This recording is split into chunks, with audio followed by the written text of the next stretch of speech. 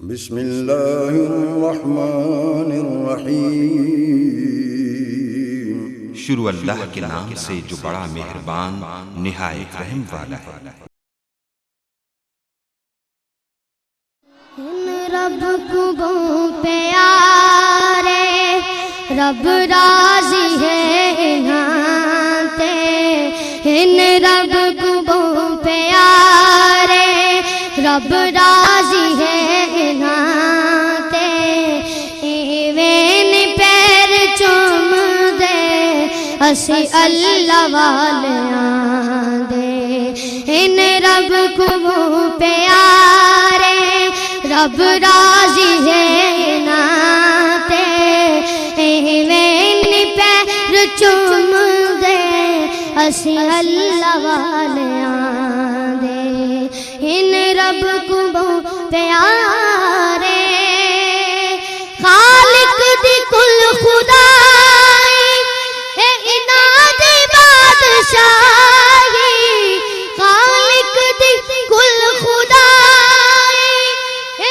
اناد بادشاہی، جو چاو دے نہ کر دے اے دین دے سپاہی، جو چاو دے نہ کر دے اے دین دے سپاہی، بیٹھے تہن زمین تے پردیدہ مکان تے، بیٹھے تہن زمین تے پردیدہ مکان تے، ایویں پیر چوم دے اسی اللہ والیاں دے، ان رب کو پیارے رب راضی ہے ناتے، ایویں پیر چوم دے اسی اللہ والیاں دے،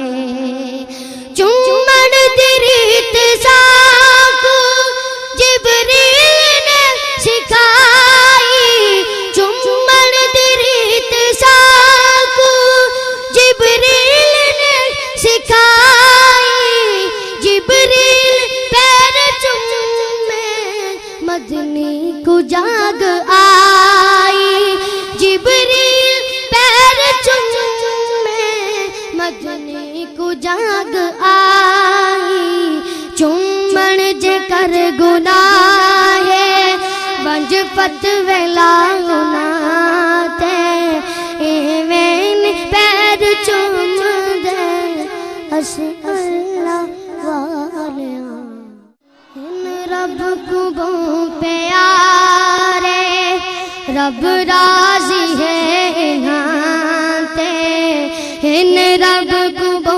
پیارے رب راضی ہے ناتے، ایویں پیر چوم دے اسی اللہ والیاں دے، ان رب کو پیارے رب راضی ہے ناتے، ایویں پیر چوم دے اسی اللہ والیاں دے، ان رب کو پیارے خالق دی کل خدائی اے اناد بادشاہی، خالق دی کل خدائی اے اناد بادشاہی، جو چاو دے نہ کر دے۔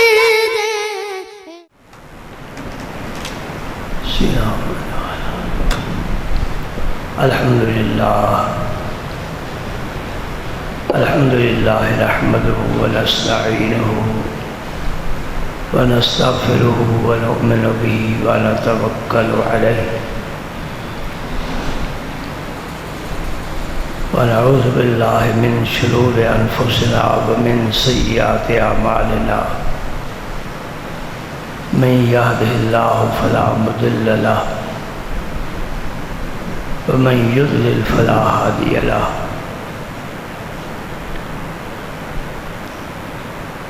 ونشهد أن لا إله إلا الله وحده لا شريك له ونشهد أن سيدنا ومولانا محمدا عبده ورسوله الذي أرسله الله بالحق بشيرا ونذيرا وداعيا إلى الله بإذنه وسراجا منيرا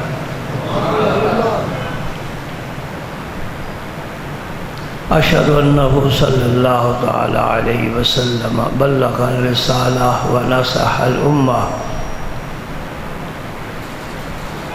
وكشف الغمة وجلى الظلمة وجاهد في سبيل الله وعبد ربه حتى أتاه اليقين اللهم صل على سيدنا محمد وعلى آل سيدنا محمد وبارك وسلم أما بعد فأعوذ بالله من الشيطان الرجيم بسم الله الرحمن الرحيم إن الله وملائكته يصلون على النبي يا أيها الذين آمنوا صلوا عليه وسلموا تسليما اللهم صل وسلم على رسولك الكريم وآله الطاهرين رب اغفر وارحم وأنت خير الراحمين اللهم صل وسلم على رسولك الكريم وآله الطاهرين رب اغفر وارحم وأنت خير الراحمين اللهم صل وسلم على رسولك الكريم وآله الطاهرين رب اغفر وارحم وأنت خير الراحمين آج میں آپ کے سامنے ایک ایسا مسئلہ بیان کرنا چاہتا ہوں جس پر سارے دین کی اور تمام اعمال صالحہ کی دار و مدار ہے۔ نماز بھی افضل ہے لیکن یہ عمل اس سے بھی افضل ہے۔ حج، زکوٰۃ، صدقہ و خیرات سب سے افضل ترین عمل، گویا تمام اعمال کی جان، اس کے بغیر کوئی عمل قبول نہیں ہوتا۔ یہ کیا مسئلہ ہے؟ یہ مسئلہ ہے لقمہ حلال، رزق حلال۔ اگر رزق حلال نہیں تو سجدہ بھی قبول نہیں، رزق حلال نہیں تو کعبے کا طواف بھی قبول نہیں۔ کعبہ کس منہ سے جاؤ گے غالب، شرم تم کو مگر نہیں آتی؟ مسئلہ آپ تک میں نے پہنچا دیا۔ اب اس سے متعلق احادیث طیبہ میں بڑی سادہ انداز سے بغیر کسی تشریح اور تفصیل میں جانے کے، پہلی حدیث ہے مقدام بن معدی کرب سے روایت ہے، فرماتے ہیں کہ رسول اللہ صلی اللہ علیہ وسلم نے فرمایا ما اکل احد طعام قط خیرا من ان یاکل من عمل یدیہ وان نبی اللہ داؤد علیہ السلام کان یاکل من عمل یدیہ۔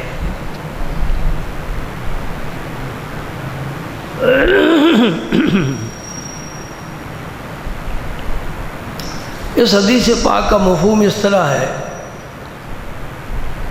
کہ نبی کریم صلی اللہ علیہ وسلم فرماتے ہیں جو آدمی اپنے ہاتھ کی کمائی کھاتا ہے اس سے بہتر کوئی رزق نہیں ہے۔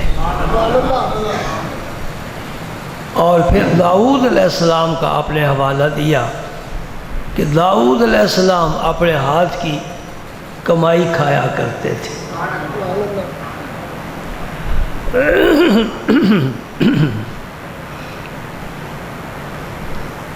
داؤد علیہ السلام سے بھی میں شروع کرتا ہوں۔ اللہ پاک نے ہر انسان کی یہ ضرورت بنایا ہے، کھائے گا نہیں تو چلے گا کیسے، زندہ کیسے رہے گا۔ 1.25 لاکھ پیغمبر گزرے ہیں، ان کا ذریعہ معاش کیا تھا؟ قرآن پاک خاموش ہے، احادیث طیبہ میں تفصیل نہیں ملتی، لمبا سلسلہ ہے۔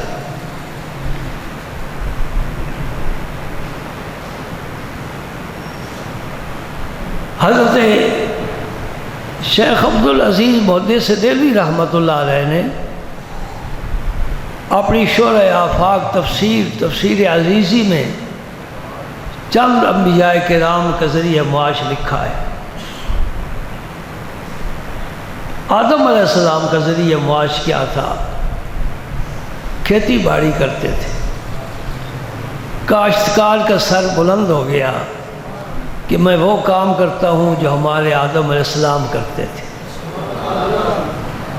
ہاتھ پر ہاتھ رکھ کر بیٹھنا اللہ کو پسند نہیں ہے، محنت مزدوری کرنا، خود بھی کھانا اور لوگوں کی ضروریات کا بھی خیال رکھنا۔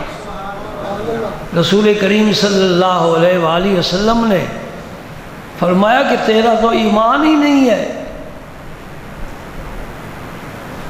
کہ تو خود پیٹ بھر کر کھا رہا ہے اور تیرا پڑوسی بھوکا سو رہا ہے۔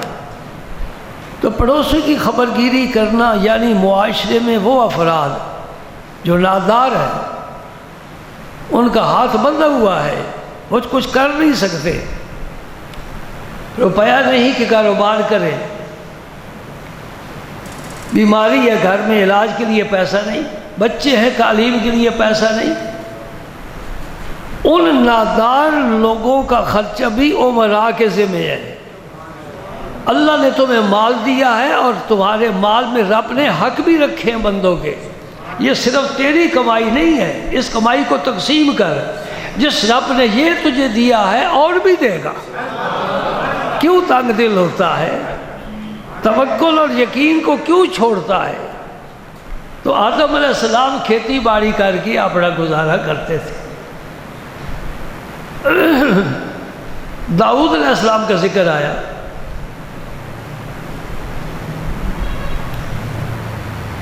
اللہ پاک نے آپ کو سلطنت عطا فرمائی، داؤد علیہ السلام کو بادشاہ عطا فرمائی، حکم جاری ہوا، رعایا ہے، عوام الناس ہے، فوج ہے، بیت المال ہے۔ اب وقت کا بادشاہ ہو اور وہ ٹوکری سر پر اٹھائے، یہ تو اچھا نہیں ہے نا۔ تو بیت المال میں سے ان کا وظیفہ مقرر تھا، اس وظیفے پر گزر اوقات ہوتی۔ یہ ہمارے فقہاء نے لکھا ہے کہ جو عالم دین، جو حافظ قرآن، جو قاری، کوئی خطیب، کوئی مولوی، کوئی مؤذن، دین کا کام کرنے والا ضرورت سے زیادہ تنخواہ لے تو یہ گناہ ہے، ضرورت پوری کرے۔ اس لیے عام طور پر علماء کی تنخواہیں بڑی معمولی ہوتی ہیں، عوام الناس اس پر گزارا نہیں کر سکتے، کہتے ہمارا کچن ہی چلتا نہیں، چلانا خود پڑتا ہے۔ جب حضرت ابوبکر صدیق خلیفہ بنے، آپ کا کیا ذریعہ معاش تھا؟ تجارت کرتے تھے، تمام اہل مکہ تجارت کرتے تھے۔ آج خلافت کی بیعت لی ہے اور صبح چادریں ہاتھ پر رکھ کر بازار میں چلے گئے۔ حضرت عمر فاروق ملے، خلیفہ وقت اب تمہاری حیثیت بدل گئی ہے، اب تم امیر المومنین ہو، ابو بکر صدیق نہیں ہو، خلیفۃ المسلمین ہو۔ یا ایک بات میں کہہ دوں عقیدے کی، ہمارا حق بنتا ہے، ابو بکر ہو، علی ہو، خالد بن ولید ہو، ابو جہل ہو، دنیا کا کوئی انسان تھا اس وقت میں، اس نے رسول پاک سے ان کی نبوت نہیں چھینی، نہیں چھین سکا۔ میں نبی بنتا ہوں، تم ایک طرف ہو جاؤ، یتیم کی کیا حیثیت ہے؟ بات میری سمجھے گے؟ میں بڑا فائر کرنے والا ہوں، بڑا زبردست حملہ کرنے والا ہوں، توجہ کرنا۔ نبی پاک سے نبوت کوئی نہیں چھین سکا، کیوں؟ یہ اللہ کی عطا کردہ ہے، جو اللہ کا عطا کردہ منصب ہے اس میں کوئی کسی طرح دخل نہیں دے سکتا۔ پھر یہ سمجھ لو کہ ابو بکر نے علی کی خلافت نہیں چھینی، اللہ نے عطا فرمائی ہے، چونکہ یہ منصب خدا بندی تھا اس لیے علی نہیں چھین سکے۔ علی اپنے موقع اور وقت کا اور باری کا انتظار کرتے رہے۔ جب ابو بکر صدیق کی خلافت ہوئی، بیعت ہوئی سقیفہ ساعدہ میں، دوستوں میں تمہیں کیا بتاؤں، شرم آتی ہے، رونگٹے کھڑے ہوتے ہیں، ایمان کو پسینہ آ جاتا ہے، کیا بتاؤں۔ کراچی سے کتاب چھپی ہے، شیخ سقیفہ اس کا نام ہے۔ سقیفہ پتہ ہے کسے کہتے ہو؟ حویلی کو۔ شیخ سقیفہ کا معنی کیا ہوا؟ حویلی کا بوڑھا۔ یہ کس کے بارے لکھا ہے؟ ابو بکر صدیق کے بارے میں۔ اوپر موٹا نام لکھا ہوا ہے شیخ سقیفہ۔ آپ بڑی آزادی سے زندگی گزار رہے ہو، بڑے پرسکون ہو، بڑے مطمئن ہو، دنیا میں کچھ نہیں ہو رہا، تمہیں خبر ہی نہیں کیا کچھ ہو رہا ہے۔ صحابہ کرام کی عزت پر ڈاکے ڈالے جا رہے، خاتون جنت کا نام لے کر عائشہ صدیقہ پر تہمتیں لگائی جا رہی ہیں، سنی بڑا بے فکر ہے۔ اس کتاب کے اوپر موٹا لکھا ہوا ہے شیخ سقیفہ، نیچے ابو بکر لکھا ہوا ہے، نیچے کتے کی تصویر بنائی ہوئی۔ پھر بھی کہتا ہوں بھائی بھائی ہیں، مل کر رہیں، متحدہ مجلس سے عمل بنائیں، اتحاد چاہیے، اتفاق چاہیے۔ اتفاق انسان کا اور کتے کا نہیں ہو سکتا، انسان کا انسان کے ساتھ ہو سکتا ہے۔ کوئی میری بات سمجھ رہے ہو کہ نہیں سمجھ رہے؟ ایک دفعہ کراچی میں جلوس نکلا محرم میں، سیاہ لباس والوں کا، ماتمیوں کا، ان کی آگے آگے، جلوس کے آگے آگے، ان کا مجتہد نہیں، کوئی ذاکر نہیں، کوئی رئیس نہیں، جلوس کے آگے آگے کتیا جا رہی ہے، اور اس کے گلے میں ایک کاغذ ڈالا ہوا ہے، اس پر موٹے لفظوں سے عائشہ کا نام لکھا ہوا ہے۔ سنیو تم گجرات والے بڑے بے فکر ہو، رشتہ داریاں بھی ہیں، دوستی بھی ہے، آنا جانا بھی ہے، مل کر کھاتے پیتے بھی ہو۔ یہ کیسے لوگ ہیں؟ کیسا ان کا دین ہے، کیسا ایمان ہے، کیسا ذہن ہے؟ اللہ، میں نے ایک اور کتاب کا صفحہ کھول دیا ہے۔ حضرت سیدنا ابو بکر صدیق عادت کے مطابق، بھائی بچوں کا پیٹ تو پالنا ہے نا، سامنے سے عمر آ گئے، ابو بکر کدھر جا رہے ہیں؟ میں یہ چادریں لے کر جا رہا ہوں، بازار میں بیچوں گا، میں شام کا اپنا کھانا بناؤں گا۔ ابو بکر کم تم تجارتیں کرتے رہو گے، بازاروں میں جاتے رہو گے، سلطنت کا کام کون چلائے گا؟ واپس چلو، چادریں رکھ دو، وہ وقت گزر گئے، بیت المال سے تمہارا وظیفہ مقرر کرتے ہیں۔ یہ وہ پہلا عمر ہے جس نے یہ تجویز پیش کی کہ بیت المال سے وظیفہ ہونا چاہیے، اور وہ وظیفہ ایسا نہ ہو کہ 50 لاکھ کی گھڑی صرف باندھ لی جائے، ایسا وظیفہ نہ ہو۔ وظیفہ کیسا ہو میں تمہیں بتاتا ہوں۔ کافی دن گزر گئے، ابو بکر صدیق کے بچوں نے کہا اماں جی کافی دن ہو گئے کوئی میٹھی چیز نہیں کھائی، بیٹا کیا کریں، ہمارا وظیفہ ہی اتنا ہے کہ بمشکل روٹی چلتی ہے۔ اچھا میں کوشش کرتی ہوں، تھوڑا آج بچا لیا، تھوڑا کل بچا لیا، بچا کر کچھ اتنے پیسے ہو گئے کہ سویٹ ڈش تیار ہو گئی، بڑی مشکل سے کھانا لگ گیا۔ ابو بکر صدیق آ گئے، میٹھا دے کر کھڑے ہو گئے۔ بیوی صاحبہ سے پوچھ رہے یہ کہاں سے آ گیا ہے؟ میں تو وظیفہ اتنا رکھتا ہوں تاکہ صرف دال روٹی چلتی رہے، زندگی کا تسلسل قائم رہے، جسم اور روح کا رابطہ رہے۔ انہوں نے کہا جی کہیں سے بھی نہیں آیا، بچوں نے اصرار کیا ہے۔ میں نے تھوڑا تھوڑا بچا کر، اچھا اس کا مطلب ہے وظیفہ اور کم ہو جائے پھر بھی گزارا ہو سکتا ہے۔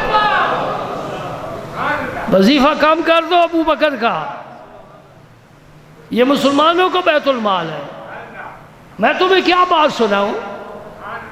عمر فاروق بیمار ہو گئے اپنے دور خلافت میں، طبیب آیا علاج کے لیے، اس نے تجویز کیا کہ شہد استعمال کرو۔ بہت تلاش کی، مدینہ پاک میں شہد نہیں ملا۔ پتہ چلا کہ بیت المال میں شہد ہے، لیکن یہ بیت المال میرا ورثہ تو نہیں ہے، یہ تو تمام مسلمانوں کا اس پر حق ہے، میں کیسے استعمال کر سکتا ہوں؟ آواز دو، لوگوں کو جمع ہو جاؤ مسجد میں۔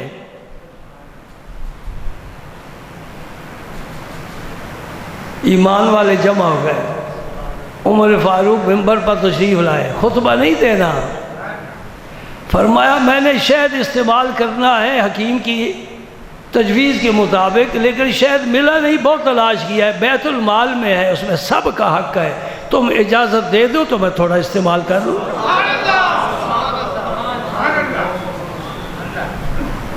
اللہ، جب ایسے حکمران تھے کیسر و کسریٰ اپنے گھروں میں بیٹھ کر نام سن کر کانپ جاتے تھے، عمر کہیں آئی نہ جائے۔ وہ کیا ہے؟ میرے رسول پاک نے فرمایا عمر تو جس راستے پر جا رہا ہو شیطان آ رہا ہو، شیطان راستہ بدل دیتا ہے، عمر سے شیطان بھی ڈرتا ہے۔ میں نے ایک واقعہ عرض کیا تھا، آج پھر سناتا ہوں۔ ایک تفسیر ہے مواہب الرحمن، 30 جلدوں میں، بڑی محنت کے ساتھ لکھی گئی ہے، یہ دیوبند کے عالم ہیں، انہوں نے یہ تفسیر لکھی ہے مواہب الرحمن۔ اس میں انہوں نے یہ واقعہ لکھا ہے کہ ایک صحابی دوسرے صحابی سے فرما رہے ہیں کہ تمہیں پتہ ہے کہ ہمارا ایک ساتھی دوپہر کو جنگل میں گیا، جنہیں اللہ پاک نے حاضری نصیب فرمائی ہے وہ دیکھ آئے ہیں، اللہ تعالیٰ ہر مسلمان کو لے جائے۔ وہاں کے جنگل کیسے ہیں، پہاڑ کیسے ہیں؟ خشک پہاڑ ہیں، نہ سبزہ ہے، نہ درخت ہیں، نہ چشمے ہیں، جنگل بھی اسی طریقے سے ہے۔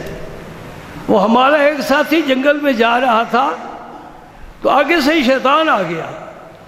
شیطان کا یہ مطلب نہیں کہ پہلی دوسری کلاس کا شیطان تھا، وہ ان کا بڑا جو باپ ہے، جس کی ساری نسل ہے، جس نے آدم کو سجدہ نہیں کیا تھا، وہ آ گیا سامنے سے۔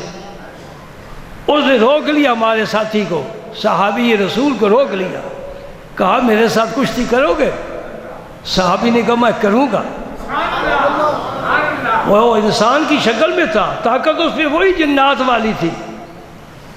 ہم جن کے سائے سے بھی ڈرتے ہیں، بہو بیٹی بھی ڈرتی ہے، بچی کو بھی دم کرو یہ بھی ڈرتی ہے، کیوں نہ ڈرے؟ گھر میں تمہارے ٹی وی چل رہا ہے، جہاں گانا بجانا ہوتا ہے وہاں تو شیطان ڈیرا ڈال کر بیٹھ جاتے ہیں، یہ جاتے ہی نہیں۔ تو نے خود دعوت کی ہے ان کی، گھر پاک کر۔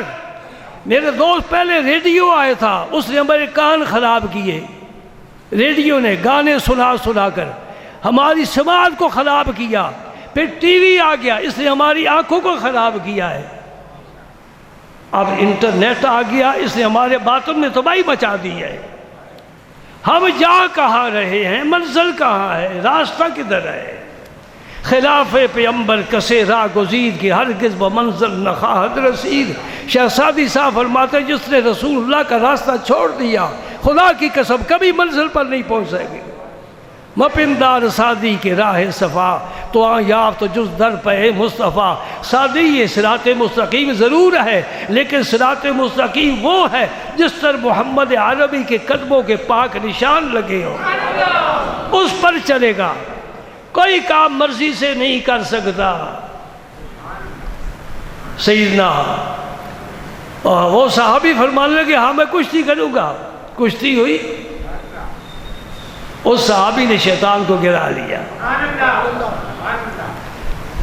پھر وہ واقعہ بیان کرنے والے اپنے ساتھی سے پوچھتے ہیں تیرا کیا خیال ہے، وہ کون سا صحابی ہے جس نے شیطان سے کشتی کی اور اس کو گرا لیا؟ تو وہ صحابی بولے عمر کے بغیر کوئی نہیں ہو سکتا۔ انہوں نے کہا واقعی یہ حضرت عمر کی بات کر رہا ہوں۔ ہاں بھائی، جس سمے پھر خون نہیں آ جاتا ہے، قوت اور طاقت نہیں جاتی ہے، یہ ایمانی طاقت ہے۔ خالد بن ولید فرماتے ہیں جنگ یرموک میں، جنگ موتا میں میری 9 تلواریں ٹوٹی ہیں، میرا ہاتھ نہیں تھکا۔ یہ کس کی برکت ہے؟ ایمان کامل ہو، اللہ پاک کا وعدہ ہے وَأَنْتُمُ الْأَعْلَوْنَ إِن كُنْتُم مُؤْمِنِينَ۔ تم ایمان میں پختہ ہو جاؤ، دنیا کی کوئی طاقت تمہیں زیر نہیں کر سکتی، تم فاتح ہو ہمیشہ۔ تو میں کر رہا تھا داؤد علیہ السلام کا وظیفہ بیت المال سے تھا۔ آپ کی عادت مبارک تھی کہ اپنا لباس بدل کر، جیسے بھید بدل کر دور دراز آبادیوں میں چلے جاتے، پوچھتے اب بھائی آج کل حکومت کر رہا ہے ہود، کیا نام لیا ہے؟ داؤد، ساتھ ساتھ میرے رہو نا۔ آج کل حکومت کر رہا ہے داؤد، وہ کیسا آدمی ہے؟ سبحان اللہ۔ ہم لوگوں کے بارے میں تو رائے قائم کر سکتے ہیں، کبھی اپنے بارے بھی رائے قائم کی ہے؟ بولو نا۔ میں ایک بات کہنا چاہتا ہوں اور مجھے یقین ہے اس پر عمل نہیں کریں گے۔ یہ گھروں میں جو بیٹھ کر آپ تبصرے کرتے ہیں نا، کبھی نواز شریف پر، کبھی عمران خان پر، کبھی خادم حسین رضوی صاحب پر، کبھی طاہر قادری صاحب پر، کبھی مولانا الیاس قادری صاحب پر، خدا کی قسم یہ سب فضولیات ہیں، یہ تیرے نامہ اعمال میں بوجھ ہے۔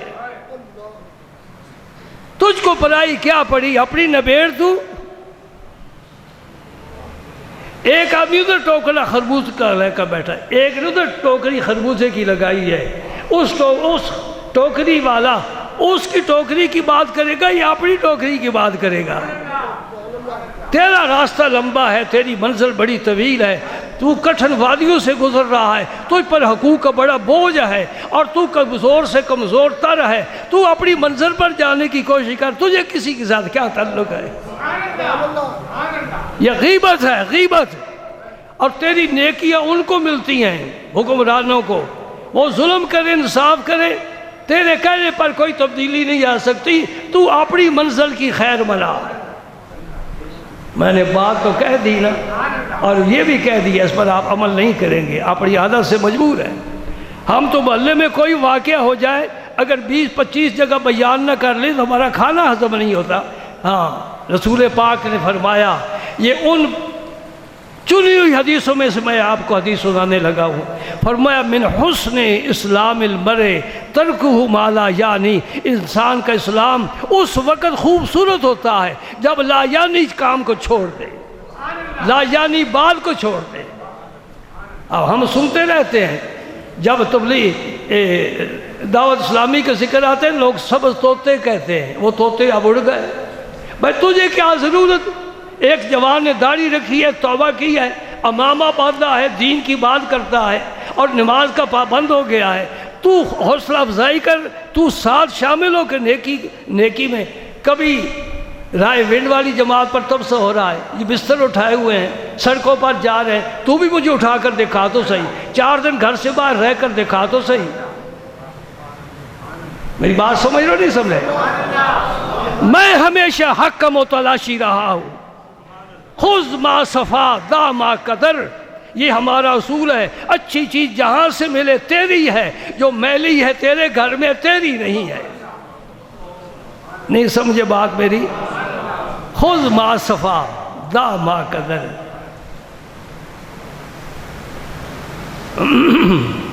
دو برتن آپ کے سامنے آ گئے، آپ اس میں کھانا ڈالنا چاہتے ہیں. ایک صاف ستھرا ہے، ایک میلا کچیلا گندا ہے. کس میں ڈالو گے؟ نہیں، میلے میں ڈالو. ہم اپنے دل کو کیوں میلا کرتے ہیں؟ اس میں جھاڑو دینا ہے، اس کو صاف کرنا ہے. لوگوں کے ساتھ ہمیں کیا غرض ہے؟ ہمیں اس ذات سے غرض ہونی چاہیے جس نے پیدا کیا ہے، جس کے پاس پھر واپس جانا ہے. آج صدمہ پہنچے تو کیا کہتے ہو؟ انا للہ و انا الیہ راجعون. ہم یہاں کے نہیں ہیں، ہم مسافر ہیں. یہ سرایہ ہے چاند روزہ رہنے کے لیے. ادھر سے آئے ہیں، پھر ادھر واپس جانا ہے.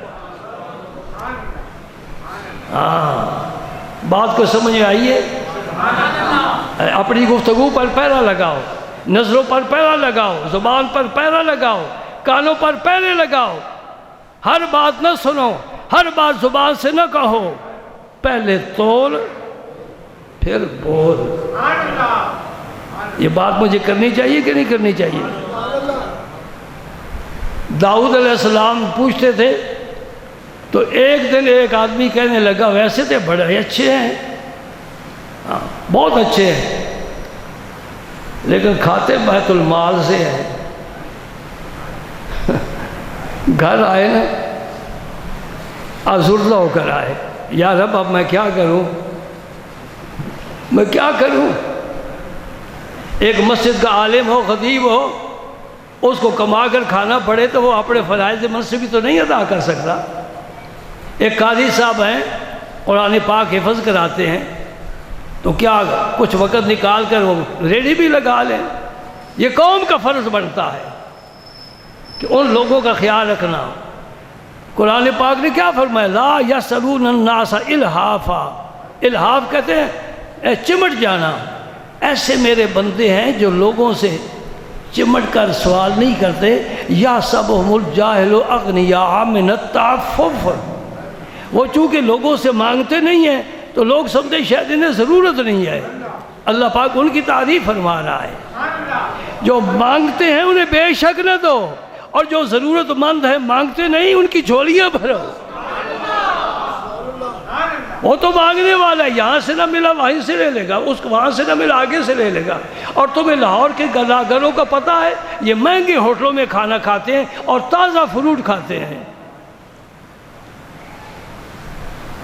داؤد علیہ السلام بڑے افسردہ ہو گئے، بڑے آزردہ ہو گئے. ہاں، بڑا پیارا مسئلہ آ گیا. یہ ہے تصوف کا، یہ ہے طریقت کا، یہ ہے معرفت کا. جب آدمی آزردہ ہوتا ہے، میرے رب کی رحمت پوچھتی ہے میرے بندے تو کیوں میرا بندہ ہو کر کیوں آزردہ ہے؟ اس وقت جو ہاتھ اٹھاتے ہیں اور آنسو بہاتے ہیں اور سر جھکاتے ہیں اور فریاد سناتے ہیں، رب کی رحمت جوش میں آ کر بندے کو اپنی آغوش میں لے لیتی. امن یجیب المضطر اذا دعاہ ویکشف السوء. اللہ پاک پوچھتا ہے، ارے اے مضطر، اے پریشان حال جس کے سارے اسباب ختم ہو چکے ہیں، تیری فریاد کو کون سنے گا؟ ہم کہتے اللہ تو ہی سنے گا. اس لیے ہم دعا کرتے ہیں صرف اللہ سے. مسئلہ یاد رکھو، اللہ کے غیر سے دعا کرنا کہہ دو شرک ہے. اللہ کے غیر سے دعا کرنا شرک ہے. صرف اللہ سے دعا کرنا یہ توحید ہے. اے میرے اللہ، داؤد علیہ السلام غمگین ہو گئے. پیغام آ گیا، رحمت کا پیغام آ گیا. داؤد ہم نے تجھے سکھا دیا. رب نے کوئی سویڈش کالج نہیں بنایا کہ جہاں بچوں کو ٹریننگ دی جاتی ہے، بس وہ سکھا دیتا ہے. وہ سکھا دیتا ہے، وہ علم عطا کر دیتا ہے. کیا سکھایا؟ لوہے کی زرہ بنانا، لوہے کی زرہ بنانا یہ جنگ میں بڑی کام آتی ہے۔ وقت ختم ہو گیا۔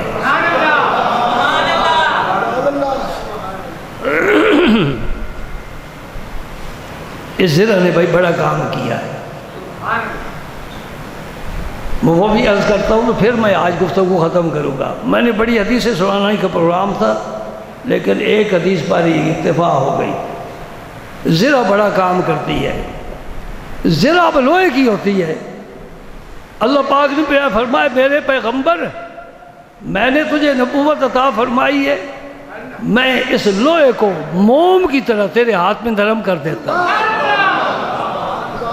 موم کو جس طرح چاہو جو مرضی بنا لو۔ اے بچے مٹی، گیلی مٹی آٹے کے کیا بنا لیتے ہیں؟ گھوڑا بنا لیتے ہیں، بکری بنا لیتے ہیں، بھینس بنا لیتے ہیں ہاتھوں سے۔ داؤد علیہ السلام کو رب نے ان کا یہ معجزہ ہے، یہ انہیں ایک تو علم دیا زرہ بنانے کا، دوسرا لوہے کو کہا کہ تو بڑا سخت ہے پر جب میرا داؤد ہاتھ لگائے نرم ہو جائے۔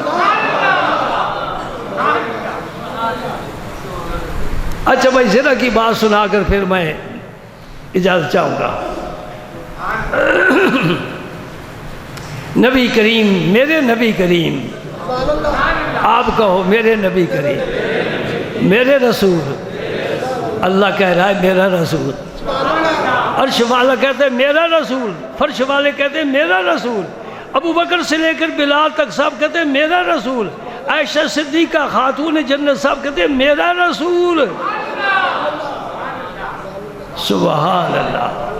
ہم اس ایک نعمت کا بھی شکر ادا نہیں کر سکتے کہ سب رسولوں کا سردار ہمیں ملا ہے۔ فاطمہ کا نکاح مختصر 2-4 اس میں مسئلے بھی آ جائیں گے۔ یہ صرف واقعہ نہیں ہے، اس واقعے میں مسئلے بھی ہے۔ ابو بکر صدیق نے عرض کیا، حضور نے فرمایا ابھی فاطمہ چھوٹی ہے، اصل انتظار تھا عرش والے کا۔ عمر فاروق نے عرض کیا موقع انتظار کر، فرمایا ابھی فاطمہ چھوٹی ہے۔ عرب معاشرے میں یہ برا نہیں محسوس ہوتا تھا کہ نوجوان خود ہی اپنی غرض سامنے رکھ دے، یہ برا نہیں محسوس ہوتا۔ ہماری تہذیب، ہمارا کلچر کافی بدل گیا ہے، ہم نے حلیہ بگاڑ دیا ہے۔ اب ابو بکر صدیق اور عمر دونوں نے مل کر حضرت علی سے فرمایا علی تم زیادہ حقدار ہو، تم جاؤ حضور سے عرض کرو۔ ہائے ہائے، یہ تجھے کس نے بتایا؟ پردے ڈالے ہوئے ہیں۔ دشمنی تب ثابت ہو سکتی ہے کہ حقیقت نہ سامنے رکھی جائے۔ عمر فاروق نے ابو بکر صدیق نے علی المرتضیٰ کو تیار کیا، تم جا کر حضور سے عرض کرو اور فاطمہ کا رشتہ طلب کرو۔ حضرت مجھے شرم آتی ہے، میں کیسے کہوں گا، میں نے حضور کا نمک کھایا ہوا ہے۔ نہیں جاؤ ایک دفعہ جاؤ تو صحیح۔ حضرت علی المرتضیٰ چلے گئے، سر جھکایا ہوا ہوگا یقیناً، آنکھیں حیا سے، حیا تو پھر اس خاندان کے گھر کی لونڈی ہے نا، حیا نہیں تو ایمان نہیں۔ جناب علی المرتضیٰ خاموش ہو کر بیٹھ گئے۔ ایک میں نے روایت پڑھی ہے، حضرت علی المرتضیٰ سے فرماتے ہیں میں مسائل پوچھتا، میرے نبی جواب دیتا، اگر کبھی میں خاموش بیٹھا تو حضور خود مجھے علم عطا فرماتے۔ بڑی توجہ عطا فرمائی علی المرتضیٰ کو، اور یہ تو انتہا کر دی غدیر خم کے موقع پر سب صحابہ کے سامنے علی کا ہاتھ پکڑ کر حضور کھڑے ہو گئے، فرمایا من کنت مولا ہو فعلی مولا ہو، اے میرے صحابہ جس کا میں مولا ہوں علی اس کا مولا ہے۔ میں نے ایک ویڈیو دیکھی مولانا جمیل طارق صاحب کی، وہ اپنے طلباء کو درس لے رہے تھے اور فرما رہے تھے آج تک دن تک میرا ادھر خیال ہی نہیں کیا ہم سیدنا علی کہتے ہیں، نہیں آج کے بعد ہم مولا علی کہیں گے، اس لیے کہ رسول اللہ نے مولا علی کہا ہے اور ہم تو پہلے سے کہتے ہیں۔ پھر ایک بات آ گئی،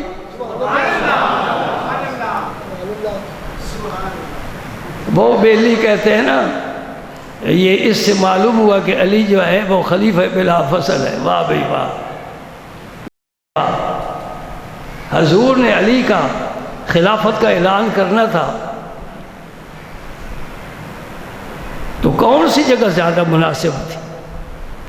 جب آپ نے عرفات میں خطبہ عطا فرمایا، 1.25 لاکھ صحابی ہمتن گوش سن رہے تھے، وہ موقع تھا یا 18 دن کے بعد؟ یہ 18 دن گزر گئے ہیں جب آپ نے سفر فرمایا مدینہ پاک کی طرف۔ راستے میں خم مقام ہے، وہاں ایک تالاب ہے، تالاب کو عربی میں غدیر کہتے ہیں، وہاں رکے صحابہ پانی کی وجہ سے، وہاں حضور نے خطبہ دیا۔ تو علی کی خلافت کا اعلان عرفات میں کرنا چاہیے تھا کہ کسی کوٹری میں کرنا تھا؟ عرفات میں کرتے سارا صحابہ سن کر چلے جاتے کہ نبی نے اپنے نائب علی کو بنایا ہے۔ خیر یہ بڑی عجیب باتیں ہیں۔ وقت گزر گیا، علی جب جا کر بیٹھ کے خاموش ہو گئے، حضور نے فرمایا علی تو فاطمہ کا رشتہ پوچھنے آیا ہے؟ آہستہ سے سر ہلا دیے، جی حضور۔ فرمایا آمرنی ربی، میں جس رب کا انتظار کر رہا تھا اس رب نے پیغام بھیج دیا کہ فاطمہ کا نکاح علی سے کرو۔ ایک حضرت حوا کا نکاح رب نے کیا جنت میں، ایک حضرت زینب کا نکاح رب نے عرش پر کیا ہے حضور کے ساتھ۔ زینب بنت جہش، زمین پر نہیں نکاح ہوا۔ عام لوگوں کے مسئلے اور ہیں، نبیوں کے مسئلے۔ آج کوئی اٹھ کر کہے کہ میرا نکاح اس عورت کے ساتھ رب نے عرش پر کیا ہے، مان لو گے؟ کوئی بچی یہ بیٹا لے کر آ جائے، یہ بچی بغیر باپ کے، یہ بچہ بغیر باپ کے پیدا ہوا ہے، تو کیا کہو گے؟ عیسیٰ علیہ السلام آئے تو کہو گے آمنا وصدقنا، تو سچا ہے۔ اور تیسرا یہ جس کا نکاح کا حکم عرش سے آیا ہے، اللہ نے فرمایا فاطمہ کا نکاح علی سے کرو۔ حضور نے فرمایا علی پھر مار دینے کے لیے تیرے پاس کوئی پیسہ ہے؟ علی نادار صحابہ میں شمار ہوتے ہیں، یہ حضور کے گھر ہی پرورش پاتے رہے، خدیجہ الکبریٰ کے گھر میں۔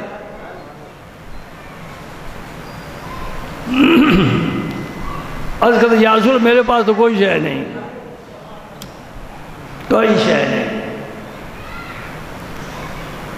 اللہ اللہ، حضور محبوب الہی خواجہ سید محمد نظام الدین اولیاء رضی اللہ تعالیٰ عنہ فرماتے ہیں جس دن درویش کے گھر میں کھانے کو کچھ نہ ہو وہ رات معراج کی رات ہے۔ ہم دنیا دار کیا سمجھیں، وہ کیا لوگ ہیں، کیا سوچتے ہیں۔ اللہ اکبر۔ علی المرتضیٰ نے کی یا رسول اللہ میرے پاس کچھ نہیں۔ فرمایا وہ زرہ تیرے پاس ہے؟ جی حضور ہے، وہ جہاد کے لیے۔ فرمایا جاؤ بیچو اور پیسے لے کر آؤ۔ وہ زرہ بیچ دی، یہ میں نہیں بتاؤں گا کس نے خریدی، ورنہ امام کا بارگاہ میں آگ لگ جائے گی۔ وہ عثمان غنی نے خریدی، اور بعد میں وہ پیسہ جو زرہ کا لیا تھا عثمان غنی نے علی المرتضیٰ کو واپس کر دیا تھا۔ اے عثمان تیرے رقم سے علی المرتضیٰ کا جہیز تیار ہو رہا ہے، تیرے رقم سے مسجد نبوی کی توسیع ہو رہی ہے، تیری رقم سے کنواں خرید کر مسلمانوں کو پانی پلایا جا، تیرے شور آسمانوں پر ہے۔ سبحان اللہ، الحمدللہ۔ میں تمہیں مبارک دیتا ہوں، تمہارے سینے میں صحابہ کی محبت ہے، بغض نہیں ہے۔ فرمایا اب جاؤ مشکیزہ خریدو، پیالہ خریدو، چکی خریدو، گدا خریدو، یہ چند چیزیں خرید کر لاؤ اور اپنے گھر میں رکھو۔ نکاح سادہ طریقے سے ہو گیا۔ ازواج مطہرات فاطمہ الزہراء، ہاں کچھ پیسے گھر میں دے دیے کہ دلہن کو تیار کرو. کیا تیار کرنا تھا؟ جو عرب میں رواج تھا سادہ سا نہیں. خاتون جنت کو ازواج مطہرات اپنے اس حجرے مبارک میں چھوڑ کر آئیں. حضور نے دعا دی. فاطمہ کو بھی پانی لے کر دم کر کے سینے پاک پر چھڑکا، پشت پر چھڑکا. علی المرتضیٰ کے سینے پر بھی چھڑکا، پشت پر بھی چھڑکا. دعا دی اللہم انی اعوذ بک وذریتہا من الشیطان الرجیم. اے اللہ میں اپنی بیٹی کو تیرے حوالے کرتا ہوں، تیری پناہ میں دیتا ہوں. شیطان رجیم کے اس پر کوئی دخل عمل نہیں ہونا چاہیے. اس کا یہ نتیجہ نکلا. یہ بچہ پیدا ہوتا ہے نا، روتا ہے. کیوں روتا ہے؟ ہر بچہ پیدا ہوتا ہے روتا ہے. ایک پیدا ہوا ہے نہیں رویا. کیوں؟ اس لیے وہ اپنی امت کو ہنسانے کے لیے آیا ہے. نبی پاک کی ولادت ہوئی تو آپ کے چہرے پر مسکراہٹ تھی. سبحان اللہ. حضرت مریم کی والدہ نے یہ دعا مانگی تھی جو قرآن میں مذکور ہے. اللہ پاک نے پھر عیسیٰ علیہ السلام کو دنیا میں بھیجا. وہ پیدا ہوئے نہیں روئے، اس لیے کہ شیطان نے ان پر کوئی عمل نہیں کیا. شیطان پنجہ گاڑتا ہے بچے پر، پنجہ گاڑ کر اسے اپنا بناتا ہے. وہ بچہ محسوس کرتا ہے یہ کیا چیز ہے، وہ روتا ہے. ہم نے کبھی یہ دعا اپنی بیٹی کو نہیں دی. رخصت کر دیتے ہیں، میرج حال سے ہی رخصت کر دیتے ہیں. یہ دعا دے کر بھیجو، اولاد صالح اور نیک ہوگی. اور وہ دعا بھی یاد کرو جو مرد عورت کے پاس جانے سے پہلے پڑھتا ہے. رسول اللہ نے تعلیم فرمائی ہے اولاد نیک ہوگی. حضور نے یہ دعا اس لیے دی ہے، لہذا علماء نے لکھا ہے کہ حضرت امام حسن پیدا ہوئے نہیں روئے، امام حسین پیدا ہوئے نہیں روئے، اس لیے کہ اس دعا کی برکت تھی، شیطان قریب آیا ہی نہیں. یہ مختصر سا جہیز ہے. دو باتیں سمجھنے والی ہیں، باقی میدان تمہارا ہے. ہم کیا کر سکتے ہیں؟ پہلی بات تو یہ ہے کہ حضور نے فاطمہ کو کوئی جہیز نہیں دیا. ہماری بچیاں بوڑھی ہو جاتی ہیں جہیز کے انتظار میں. یہ لعنت کون ختم کرے گا؟ ورثے میں حق نہیں دینا، جہیز دینا ہے. جس کا حکم نہیں وہ کام کرنا ہے، جس کا حکم ہے وہ نہیں کرنا. حکم تو یہ کہ ورثے میں حق دو، جہیز کی کوئی ضرورت نہیں ہے. خاتون جنت اپنا جہیز لے کر نہیں کی، حضور نے کوئی شے دی. مسئلہ یاد رکھیں گے؟ چلو عمل نہ کرو، کم از کم مسئلہ تو آگے میرا پہنچا دو. دوسری بات اور بھی سنو، بچی والے نے بچی بھی دے دی، جہیز بھی دے دیا. بچی کیا ہے؟ اس کی عزت ہے، اس کے جگر کا ٹکڑا ہے، اس نے وہ بھی دے دی، جہیز بھی دے دیا.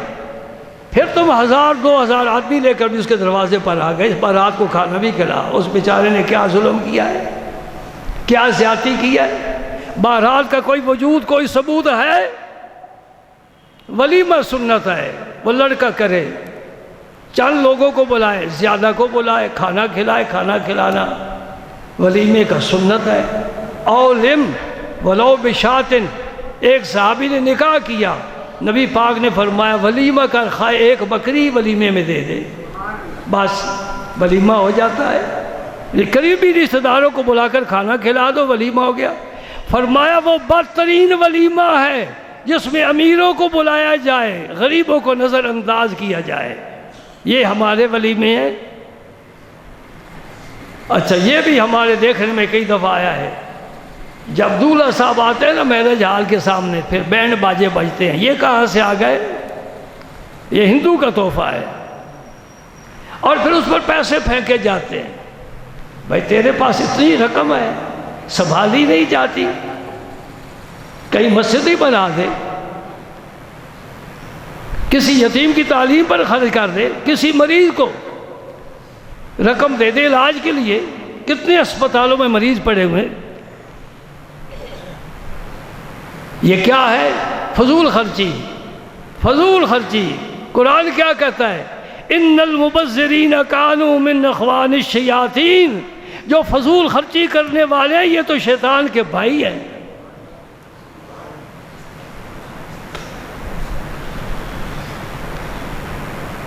تو کیا میرے کہنے پر آپ یہ ساری اصلاح کر لیں گے؟ جی نہ انشاءاللہ نہ کہو مسجد میں بیٹھے ہو، کہو جی نہیں ہم سے نہیں ہو سکتی۔ کیوں نہیں ہو سکتی؟ تم محکوم ہو، ہوم گورنمنٹ کا قانون چلتا ہے، تم مجبور ہو، مرد مجبور ہے، تم سے مراد مرد ہے، مرد مجبور ہیں، عورتیں غالب آ گئی ہیں، کام وہ کر رہی ہیں، حکومت وہ چلا رہی ہیں، تم اعلی کار ہو صرف۔ اصلاح کیسے ہو سکتی ہے؟ اور وہ جو ہوا کی بیٹی ہیں ان تک میری آواز نہیں پہنچ سکتی، آواز آپ تک پہنچ سکتی ہے، آپ نے ہی دامن چاڑ کر چلے جانا ہے۔ یہ بات گھر تو نہیں میں کروں گا نا، پھر کہیں لڑائی جھگڑا ہی نہ ہو جائے۔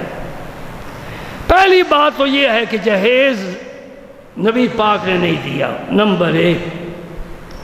دوسری بات ہے علی المرتضیٰ رضی اللہ تعالی عنہ بارات لے کر نہیں آئے۔ سمجھے نہیں سمجھے؟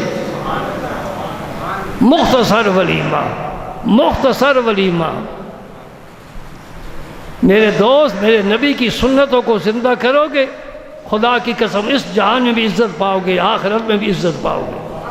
اگر گاڑی اپنی مرضی سے چلاؤ گے، یہاں بھی چالان ہوگا، وہاں بھی چالان ہوگا، لاہور جاتے تک پتہ نہیں کتنے چالان ہو۔ سپیڈ پر کنٹرول ہے، بائیں سائڈ سے کراس کرنا منع ہے، ٹھیک ہے کہ نہیں ٹھیک؟ لیکن ہم کس کی پرواہ کرتے ہیں؟ قانون ہمارا ہے، جس طرح چاہے چلائے۔ ہمارے ایک ساتھی ہیں بھی پیر صاحب، مجھے تو ان کی بات نہیں پسند آئی۔ انہوں نے بڑے خوشی سے کہا تھا کہ میں اسلام آباد سے لاہور جا رہا تھا، سپیڈ میری بہت زیادہ تھی، مجھے راستے میں روک کر چالان کیا گیا۔ میں نے اس سے کہا کہ میں نے اسی سپیڈ تک لاہور جانا ہے، سب کو کہہ دے میرا چالان کرتے جائیں۔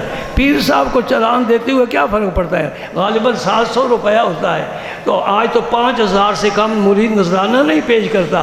اگر 2-4 ہزار کھل بھی جائے تو کیا فرق پڑتا ہے؟ کمائی غیروں کی، کھاتے ہم ہیں۔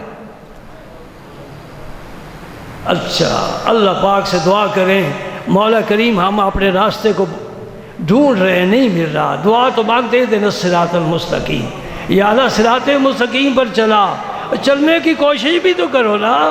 اہدنا الصراط المستقیم، اور صراط مستقیم کیا ہے؟ یاسین والقرآن الحکیم انک لمن المرسلین علی صراط مستقیم۔